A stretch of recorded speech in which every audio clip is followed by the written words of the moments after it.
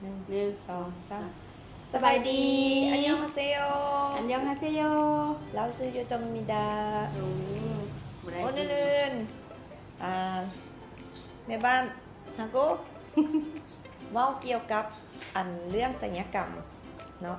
เฮาสิมาลุ้มกันเรื่องศัลยกรรมอยู่ลาวโดยวันนี้แนะนำสาวลาวทั้งหลายที่แบบส่วนหลายในความคิดของสาวลาวถ้ามีการศัลยกรรมในร่างกายเขาเจ้าจะต้องการบนใดก่อนนี่เป็นอันดับแรกของร่างกายของเขาเจ้าค่อยสิเป็นคนถามจะเด้อว่าเจ้าสิอยากเฮ็ดในสะโพกเจ้านี่เจ้าอยากเฮ็ดหยังก่อนหมู่อันนี้ในความคิดส่วนตัวของข่อยเนาะถ้าแม่นในอันนี้ความคิดส่วนตัวของข้าพเจ้าก่อนเนาะเราต้องแม่นหลักๆก็คือ1แม่นน้ำหนักตัวเองเพราะว่าข่อยตุ้ยแม่นบ่ข่อยก็ต้องอยากให้เที่ยวข่อยก็ว่าอยู่หน้าตานี่โอเคแล้วแต่ขอไปให้เราไปดูดไขมันก่อนเพื่อสิดูดีขึ้นเนาะเพราะว่าสมัยนี้มันทันสมัยแล้วมันเทคโนโลยีมันก็ทันสมัยถ้าเจ้าเลือกได้ดิบัดนี้เจ้าอยากไปเฮ็ดอยู่ประเทศใดถ้าสมมุติมีเงินถ้ามีเงินถ้ามันมีเงินข่อยก็ต้องอยากไปอันดับ1ของประเทศนี้อันดับ1ของในที่ว่าการศัลยกรรมงามจะต้องแม่นเกาหลีโอ้เจ้าคิดว่าประเทศเกาหลีแม่น number 1แม่นโอ้เพราะว่าค่อยเห็นหลายๆคนที่แบบว่าเขาเจ้ามีเงินแล้วเขาเจ้าจะไปอัปเดตตัวเองอยู่เกาหลีเลยแม่นตามความคิดของเจ้าเนาะแม่นแล้วเจ้าอยากเฮ็ดหยังก่อนโตมาบัดนี้สมมุติน้ำหนักแล้วน้ำหนักแล้วเขาต้องมี1มันดังปัญหาของผู้หญิงลาวส่วนหลายสังเกตเนาะคือสมมุติเจ้าได้พื้นฐานพ่อแม่มาเจ้ามีแล้วแต่บางคนส่วนหลายผู้หญิงลาวจะบ่ค่อยมีดังความคิดคือกันส่วนหลายก็เจ้ามักว่าข่อยบ่แม่นคนลาวอันนี้ข่อยดังแท้เด้ออันนี้เด้อบ่แม่นดังเสริมจักเอ็ดข่อยแท้เบิดคิ้วได้คิ้วแท้แต้มหน่อยนึงดังแท้กระดูกพ่อแม่เฮ็ดให้เด้ออันนี้เด้อมีแต่ข่อยที่เฮ็ดมามีแต่แขวเพราะว่าตอนนั้นแขวบ่งามแต่นี้โอเคแล้วยิ้มงามแล้วเฮ็ดหน้าบ่ได้เฮ็ดหน้า V shape มาแต่ดุนแล้วเนาะอันนี้มันเซฟมาแล้วโอเคทำต่อไปขั้นต่อไปสำหรับข่อยสิ่งที่ข่อยต้องการกับอันดับที่3ก็คือแก้วคือกันแม่นบ่แม่นเป็นหยังข่อยว่าอยากดัดแขวมันเจ็บได้ข่อยเฮ็ดปู๊ดเกือบ3ปี4ปีบ่เจ็บทรมานมันเจ้าเคยเห็นบ่แบบว่าคนเฮาอายุหลายขึ้นมันอาจจะมีแค่วเป็นแมงที่สุขภาพบ่ดีเฮาต้องจำเป็นเอาออกแล้วเฮาจะต้องได้แบบว่าบางทีคนที่ว่าบ่จำเป็นต้องแค่วบ่ดีเขาจะต้องมีปัญหาเนี่ยแล้วเขาจะต้องไปแปลง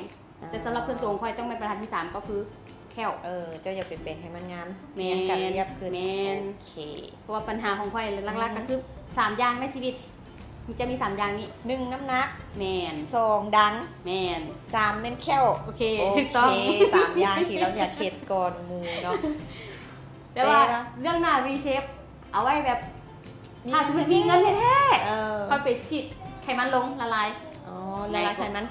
ซันเนข่อยนี่ข่อยต้องได้ไปเพิ่มไขมันแล้วข่อยนี่นะเอาข่อยไปใช้เจ้าบ่ข่อยขอน้ำผัวข่อยก่อนสิไปดูดเอากับอินซอฟหันมาใส่ให้ข่อยก็ได้ข่อยต้องการไขมันหลายๆเพราะว่าอันนี้ปกติตามปกติข่อยก็เป็นคนจอยอยู่แล้วเนาะพ่อแม่กรรมพันธุ์เฮาก็มีแต่คนจอยมันก็เลยเบิ่งคือว่ายังคือเก่าแต่กับบ่น้ำหนักขึ้นหลายบ่ได้มีปัญหาทางด้านน้ำหนักด้วย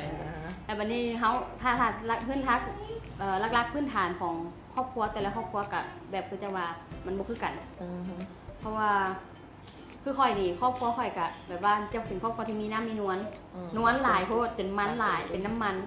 ตุ้ยง่ายก็มีบางคนก็ขึ้นน้ำหนักขึ้นง่ายโอเคถัดไปบัดนี้ทำเป็นว่าเจ้าสมเทียบกันถ้าเป็นคนที่เขาเจ้าเฮ็ดศัลยกรรมหั่นน่ะคนลาวเฮาแต่กี้มันเป็นจังได๋หรือว่ามันมาแต่จักปีแล้วแบบเขาเจ้าเริ่มมีการศัลยกรรมถ้าเริ่มพอ10ปีข่อยก็บ่แน่ใจเด้ออันนี้เด้อเพราะว่าหลักๆข่อยในเรื่องศัลยกรรมส่วนหลายบ้านเฮาก็ต้องแม่นมาจากประเทศไทยก่อนเนาะแต่ก่อนเนาะหลักๆเป็นไทยแนะนำเข้ามาแล้วข่อยอีกประมาณ 4-5 ปีกลับมานี่จะมาบุกแฮงๆก็ต้องเป็นประเทศเกาหลีแนะนำแม่นเกาหลีนี่คือเป็นอันดับต้นๆของผู้หญิงที่แบบถ้ามีเงิน แท้ๆจะต้องไปเกาหลีให้ได้ ตามความคิดเขาเจ้าว่าต้องประเทศที่หนึ่งอันดับหนึ่งเป็นศัลยกรรมยศแบบงามเห็นอย่างแต่กันสมเทียบกันระหว่างประเทศไทยกับประเทศเกาหลีเขาเจ้าศัลยกรรมมาส่วนหลายคนไทยจะมักศัลยกรรมแบบโบธรรมชาติเนาะ แม่น มักเฮ็ดดังใหญ่ดังลื่นแบบโค้งหน้าบางทีแต่คนเกาหลีเขาจะแนะนำแบบเฮ็ดให้แบบ เหมาะสม คือธรรมชาติ แม่น กับใบหน้าเจ้าเลยเฮ็ดให้สวยงามออกมาเป็นธรรมชาติ แม่นและเขาถึงได้บอกว่าคอยก็ถึงได้บอกว่าถ้าเลือกไปได้ อ่า ในระหว่างที่ไปได้ถ้าสมมติเขามีเงินหลาย เออ ๆเราก็อยากไปเกาหลี จังซั่นแล้วต้องหาผัวเกาหลีเด้อ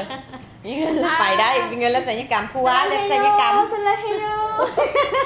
ผัวศัลยกรรมเด้อที่หนึ่งให้ดูดไขมันออกก่อน ที่หนึ่งขอไปดูดไขมันก่อน แม เนาะ นแมนแมน ประมาณเท่าใดไปแพงอยู่ไหนดูดไขมันกะ ถ้ามันแพงลายๆกะพยายามลดออกก็ได้ซะนะ ออกกำลังกายเอาเด้อเอาให้เพื่อสุขภาพ เพื่อ แข็ง สุขภาพ แรง หัวใจเขา เออ มันจะต้องแบบเขาต้องพยายามกำกับตัวเองให้ได้ กินหน่อยลงโบแต่เสีย แม่ มันออกกำลังกาย แม่ ก็ช่วยได้เนาะ แม่ อันนี้ผลดี แต่ว่าที่ว่าถ้าสมมติว่าให้เลือกได้ถ้ามีเงินแท้ๆก็อยากไปดูดไขมันออก เออมันเป็นวิธีที่แบบเขา แม่ เฮ็ดแล้วมั่นใจว่ามัน แม่ ออกไปดี แม่ หลายได้ผลไว แมน อันนี้ก็เว้าเรื่องศัลยกรรมเนาะ แมน คนลาวนี่เจ้าคิดว่ามักบ่ศัลยกรรม คนลาว จัก คิดว่า เปอร์เซ็นต์ มัก จะว่า โบ ส่วนหลายคนก็เห็นเจ้าเห็นว่าเป็นผู้หญิงหรือผู้ชายที่เขาเจ้ามักศัลยกรรมหลายเฉพาะคนลาวเฮา เฉพาะคนลาวเขา อืม ผู้ชายหรือผู้หญิงผู้ชายที่แบบไหนผู้ชายที่แบบเป็นผู้ชายที่ไปจีบสาวอ่ะ หมายถึงหรื บ่ อว่า บ่ทั่วไปเลยว่าผู้ชายหรือผู้หญิงที่เขาเจ้ามักเฮ็ดศัลยกรรม สำหรับค่อยนี่ค่อยว่า น่าจะเป็นผู้หญิง แม่น อืม ผู้หญิงจะหลายกว่า แม่นผู้หญิงจะหลายกว่า อ่าฮะ แต่ว่าถ้าผู้ชายนี่จะมีจำนวนน้อยกว่า แต่ถ้าเขาได้เลือกเฮ็ดเลือกมาก็จะมาไปได้ ส่วนหลายเป็นทางเลือกแบบว่า แม่น ประเภทอันคนที่เป็นดาราเนาะห แม่ น้าน ตาใส่หน้าตาหากิน แม่น เป็นประเภทพวกที่ อาจ โฆ จะ ษ มี ณา อาจจะมีเข้า เห็น มา บางคนก็สักคิ้ว แม่น ฉีดหน้าโบท็อกซ์ แม่น เสริมดังเนาะ แม่น หลักๆ คนลาวก็มักก็นิยมก็คือคนทั่วไป คนทั่วโลกที่แบบเบิ่งโครงหน้าที่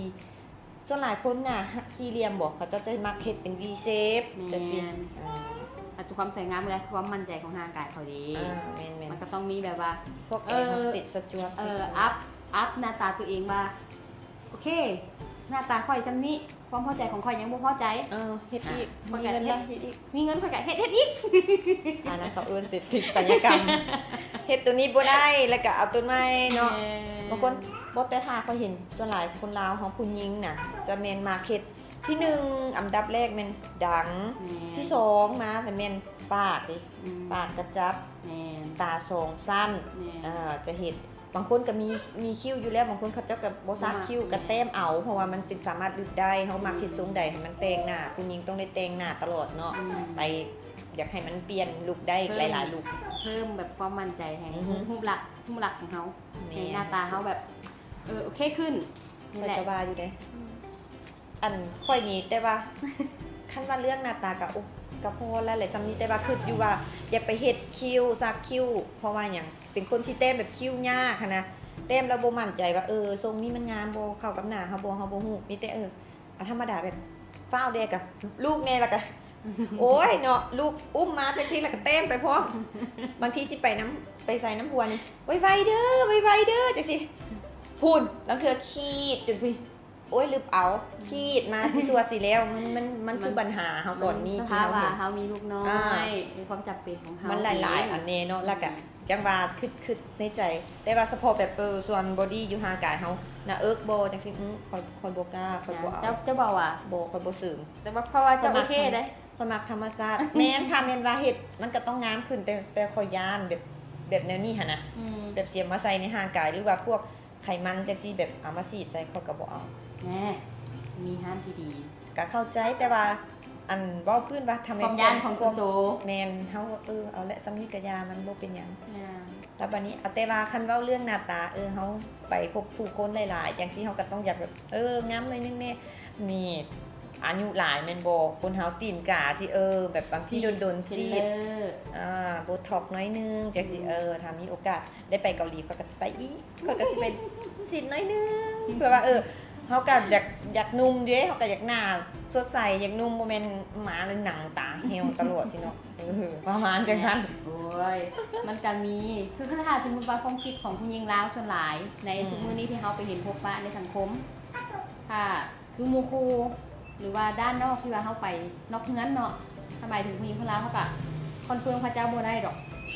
ว่าสิเป็นคือเฮาสองคนบ่ในความคิดอันนี้ก็แม่นสมความคิดของเฮาที่ร่วมกัน แม่นร่วมกัน ร่วมกันเรียนแล้วก็เฮาก็มาเว้าสู่กันฟัง ถ้าแม่นโอเคถ้าเป็นเรื่องจากเคสเนาะ แม่น แต่ก็บ่ผิดเป็นความเข้าใจและก็เงินของเขาเจ้า ของมัน โดยสำหรับมื้อนี้ก็ขอขอบใจเนาะพอดีเบิร์ดถ้าจำนี้สำหรับเรื่องการล้มเรื่องสัญญกรรมเนาะผู้หญิงลาวเฮาถ้าว่าตัวใดที่บ่ถูกต้องหรือว่ายังบ่ทันดีพอก็อย่าลืมคอมเมนต์กันเข้ามาเด้อว่าเป็นแนวใดแน่เพราะว่าอันนี้ก็เป็น EP แรกของทางเฮาเนาะแล้วก็อย่าลืมกดไลค์กดแชร์ให้เด้อขอบใจบ๊ายบาย บ๊ายบายกันเท่านั้นดิ ฮันเนมานาโย บ๊ายบาย